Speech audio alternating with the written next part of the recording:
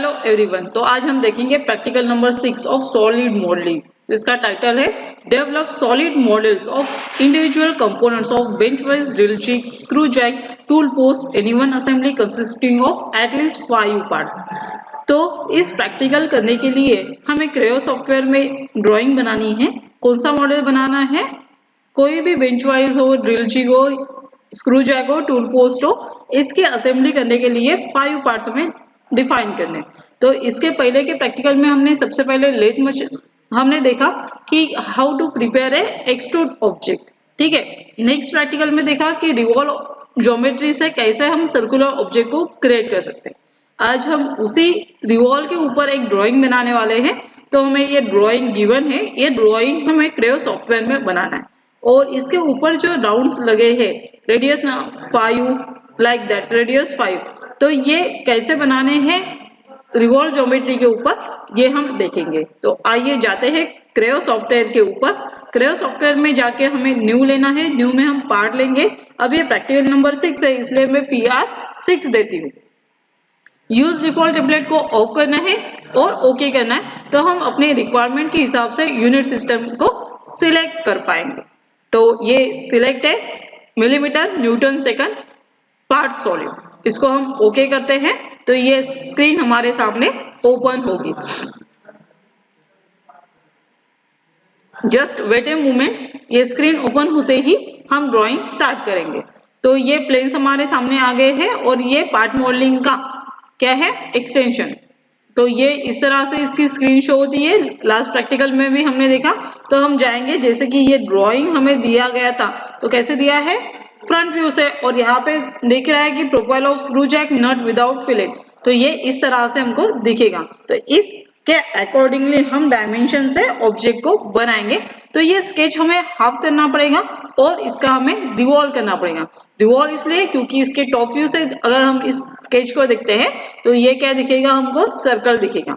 तो सर्कल बनाने के लिए हम स्केच में करेंगे, क्योंकि जो ज्योमेट्री दिख रही है वो फ्रंट व्यू से दिख रही है। स्केच व्यू कर लेते हैं ताकि ज्योमेट्री ये हो इन फ्रंट ऑफ यू। ठीक है। तो ये एक सेंटर लाइन डाल दी। एक ही सेंटर लाइन की जरूरत है, 2 सेंटर लाइन यूज नहीं करना है, ताकि उसको कंफ्यूजन ना हो कि कौन से किसके अकॉर्डिंगली आपको रिवॉल्व करना है। 2 सेंटर लाइन अगर यूज करते हो तो कंफ्यूजन होगा कि किसके अकॉर्डिंगली आपको रिवॉल्व चाहिए। और साथ में आपको ये पॉइंट भी याद रखना है कि आपको अगर प्रोट्रूजन फॉर्म में एक्सट्रूड या रिवॉल्व करना है तो आपकी ज्योमेट्री क्या होनी चाहिए, क्लोज होनी चाहिए। तो आइए देखते हैं, ड्राइंग हम स्टार्ट करते हैं। ये यहाँ से सर्कुलर जाएंगे, फिर यहाँ से जाएंगे। ये राउंड अभी हमें नहीं करना है, यहाँ से हम ऊपर गए। तो इतना ज्योमेट्री हमने अभी फिलहाल में तो बना लिया है। तो इसके डायमेंशंस को हम देखते हैं। तो डायमेंशंस देखिए, प्रोफाइल दी है, ये थिकनेस दी है आपको 6। जो डायमेंशन आपको दिए है वही आपको रिप्रेजेंट करना है। यहाँ से ये होलो पोर्शन होने की वजह से ये आएगा आपका इस तरह से। डिलीट सेगमेंट होने की वजह से काफी हेल्पफुल है कि आप कभी भी कुछ भी डिलीट कर सकते हैं। तो ये आएगा सिर्फ आपका 6। ठीक है। 6 होने के बाद ये है आपका 10। ध्यान रखना है कि किस सीक्वेंस में मैं डायमेंशन को मॉडिफाई कर रही हूँ। ये है आपका 10। इसके ऊपर और एक हाइट थे, उसको हम बाद में देखते हैं। और उसके बाद इसकी हाइट है 45। ठीक है।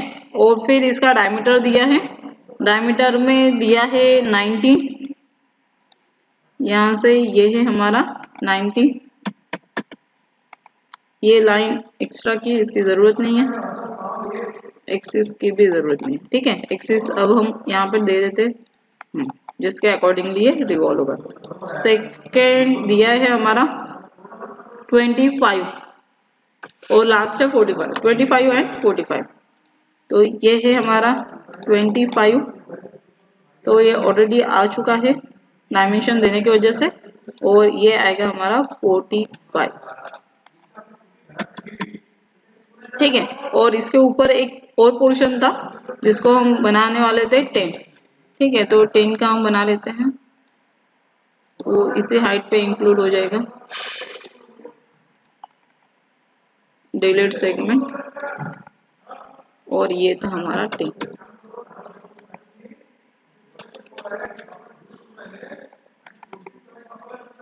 ठीक है, इसकी हाइट हो गई और ये 45 हो गया।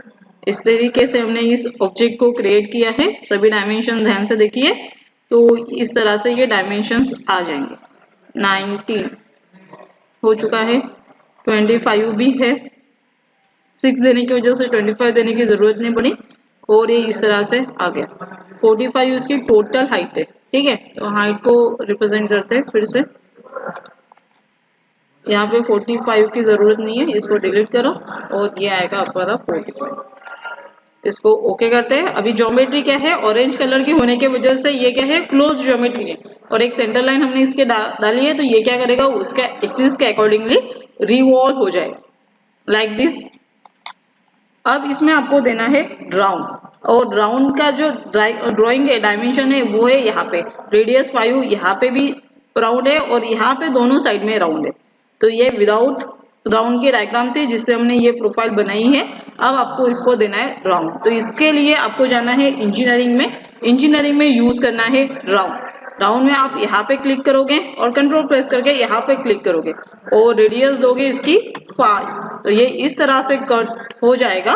और उसके साथ और एक कट है आपका इनसाइड में और इसकी भी रेडियस है 5, तो ये इस तरह से आपने 5 रेडियस का कर्वेचर पोर्शन बनाया है। तो इस तरह से ये आपने एक ऑब्जेक्ट बनाया है जिसमें रिवॉल्व की कमांड का यूज किया है और एडिटिंग के लिए राउंड कमांड यूज किया। राउंड के वैसे ही चाम्फर है, तो चाम्फर कमांड भी हम सीख लेते हैं। तो आपको यहाँ पे सिंपल एक एज पिक करनी है। तो राउंड में क्या होता है, सर्कुलर कर्वेचर आता है, तो चाम्फर में सिर्फ स्लैंट पोर्शन कट होता है जिसको आप डायगोनल डायमेंशन दे सकते हैं dd, या फिर आप उसको एंगल प्लस डायमेंशन भी दे सकते हैं। आप जितना डायमेंशन दोगे उसके अकॉर्डिंगली ये शिफ्ट होते जाएगा। तो इस तरह से आप इसको राउंड भी प्रोवाइड करते हैं, बट इस डायग्राम में आपको सिर्फ राउंड ही देना है, चाम्फर यूज नहीं करना है। तो ये सिर्फ अंडरस्टैंडिंग के लिए था, इस कमांड की जरूरत नहीं है। तो आप इसको एडिट भी कर सकते हैं और डिलीट भी कर सकते हैं। तो ये हो गया हमारा ड्राइंग कंप्लीट हो गया, सॉलिड मॉडल। ठीक है, तो इसको हम सेव करेंगे, कंट्रोल एस करते हैं और हम क्या करते हैं, एक फोल्डर में इसको सेव करते हैं। तो उस फोल्डर का नाम आपको पता है, तो उस फोल्डर में आप जिस फोल्डर में उसको रखना चाहते हैं वहां पे रख सकते हो। ठीक है, तो मेरा एक फोल्डर है सॉलिड मॉडलिंग SMA नाम का, तो उसी के फोल्डर के अंदर हम इस ड्राइंग को सेव कर रहे हैं, PR6। अब इस फाइल को हम क्लोज करते हैं और हम इसको प्रिंट लेने के लिए हम क्या करेंगे, ड्राइंग में जाएंगे। यूज डिफॉल्ट टेम्पलेट को आप ऑफ कीजिए, इस ड्राइंग को 1 की जगह 2 कर दीजिए। अगर सेम नंबर है तो ये जनरेट नहीं कर पाएगा। यहाँ पे पार्ट नंबर 6 रहेगा, एम्प्टी विथ फॉर्मेट रहेगा क्योंकि फॉर्मेट हमने बनाया था और ये फॉर्मेट हमारे उसी फाइल में अवेलेबल है जहाँ पे हमने ये सेव करके रखा है। तो हम उस फाइल की लोकेशन देख रहे हैं, SMA में जाएंगे तो SMA में फॉर्मेट 002 करके है फाइल, इसको हम ओपन करेंगे और इसको हम ओके करते हैं। तो बार बार वही चीजें हमें लिखने की जरूरत नहीं है, जो रिक्वायर्ड है चेंजेस है उसी को हम लिखेंगे। आप जनरल व्यू कर दीजिए और ओके करके ऑब्जेक्ट को पिक कर दीजिए। इसको हम फ्रंट में अप्लाई करेंगे लाइक दिस, और इसका वाई फ्रेम चाहिए, डिस्प्ले स्टाइल में चेंज करते हैं फॉलो, और हिडन लाइन में जाते हैं तो ये इस तरह से शो होगा। ठीक है, स्केल भी इसकी परफेक्ट है तो कोई प्रॉब्लम नहीं है। इसको मूव करना है तो लॉक व्यू मूवमेंट को आप बंद कीजिए और इसको मूव कर दीजिए। यहाँ पे प्लेन्स दिख रहे हैं मॉडल ट्री के नीचे, तो ये प्लेन्स की हमें कोई जरूरत नहीं है प्रिंट में, तो हम इसको हटा देते हैं। इसको हम क्या करेंगे, प्रोजेक्ट करेंगे तो इसका टॉप व्यू आएगा। अब टॉप व्यू में भी हमें डिस्प्ले स्टाइल चेंज करनी है तो हिडन लाइन्स कर लेते हैं, अप्लाई करते हैं लाइक दिस। तो इस तरह से ये ऑब्जेक्ट हमारा बन गया। डायमेंशन के लिए अनऑटेड में जाएंगे। अब हम चेक करते हैं कि ये इसका जो फ्रंट व्यू है और टॉप व्यू है ये सही में टॉप व्यू है या बॉटम व्यू है। तो इसके लिए आपको क्या करना है, इसको सिलेक्ट करना है और जाना है एरोज में। तो ये इसका क्या शो कर रहा है, बॉटम व्यू, और हमें कौन सा व्यू चाहिए था, टॉप व्यू। तो इसके लिए आपको जाना है फाइल में, मैनेज फाइल में। ठीक है, मैनेज फाइल आप जाएंगे प्रिपेयर में करेंगे ड्राइंग प्रॉपर्टीज। ड्राइंग प्रॉपर्टीज में आपको करना है डिटेल ऑप्शन में चेंज। क्या चेंज करना है आपको, प्रोजेक्शन टाइप। तो यहाँ पे आपको प्रोजेक्शन टाइप का थर्ड एंगल ऑफ प्रोजेक्शन दिख रहा है, आपको इस थर्ड एंगल ऑफ प्रोजेक्शन को फर्स्ट एंगल ऑफ प्रोजेक्शन में कन्वर्ट करना। ऐड चेंज करके अप्लाई कीजिए और क्लोज कीजिए। तो जो आपने सेटिंग चेंज की है वो इसके लिए अप्लाई नहीं होगी, तो मैं इसको डिलीट कर रही हूँ और फिर से प्रोजेक्ट कर रही हूँ। और अब हम देखते हैं इसके एरोस। तो ये अभी कौन सा व्यू है, टॉप व्यू है। अभी क्लियर हो गया। तो इस तरह से आप प्रोजेक्शन मेथड्स को भी चेंज कर सकते हैं। ठीक है, इतना आसान है ये सारी चीजें करना।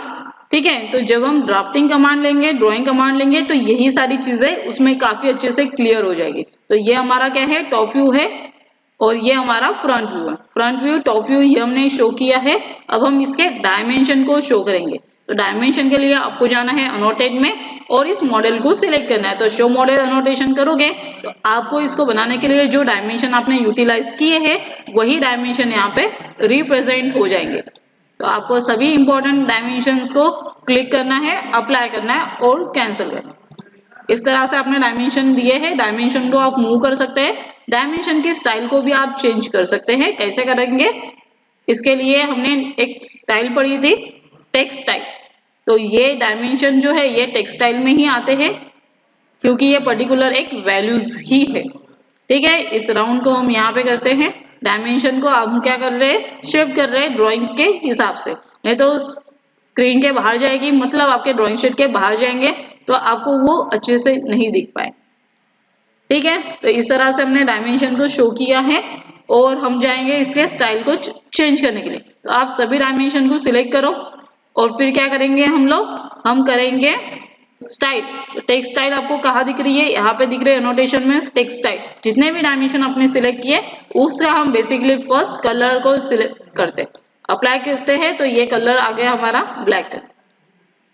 तो इस तरह से भी हम डायमेंशन के स्टाइल को चेंज कर सकते हैं, जैसे कि हमने टेक्स्ट की स्टाइल चेंज की। अब आपको एडिशनल कुछ लिखना है। यहाँ पे क्या लिखना है, प्रैक्टिकल नंबर 6। तो उसके लिए आपको जाना पड़ेगा नोट में और यहाँ पे मैं लिखूंगी प्रैक्टिकल नंबर 6। ठीक है, तो एक एक कमांड हम हर बार कुछ ना कुछ ऐड कर रहे हैं, उसको आपको ध्यान में रखना है। प्रैक्टिकल नंबर 6 लिख लिया और इसको हम क्लोज करते हैं। ठीक है, तो ये काफी बड़ा हो गया, आपने इतना एक्सपेक्ट नहीं किया था जितना ये हो गया। ठीक है, इसको हम छोटा भी कर देंगे। इसके लिए हमको इसको सिलेक्ट करना पड़ेगा। देखिए काफी बड़ा हो गया है ये 4 साइज। शीट के हिसाब से हम इसको 0.5 करते हैं। ठीक है, तो इस तरह से आप उसको अप्लाई कीजिए और आपके अकॉर्डिंगली जो डायमेंशन का स्टाइल उसको प्रेफरेंस है, जो नोट का साइज आपके शीट को प्रेफरेंस है, उसके हिसाब से आपको उसको सिलेक्ट करना है। तो पहले हम टाइप कर लेते हैं, बाद में हम सिलेक्ट करके उसको चेंज भी कर सकते हैं। Practical number 6।